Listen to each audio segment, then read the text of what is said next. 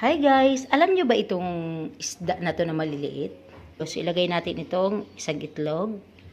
Lagyan natin ng harina. So, tansyahan lang ito guys. And, i-mix natin. So, lagyan natin guys ng kaunting asin. Lagyan natin ng magic sarap. Lagyan natin ng kaunting asukal. Paminta. And then, ready for frying na ito guys.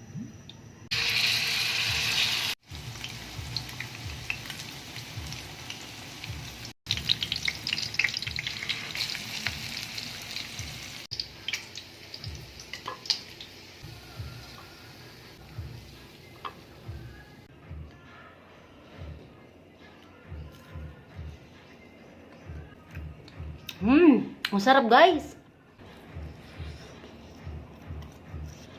Ang sarap guys. Kailangan lagyan nyo guys ng kaunting asukal. Para yung alat niya. Ang ginawa ko kasi dito, binalawang ko muna siya.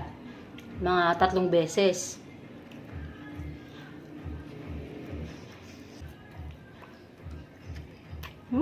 Kaya may magugustuhan ito ng husband ko.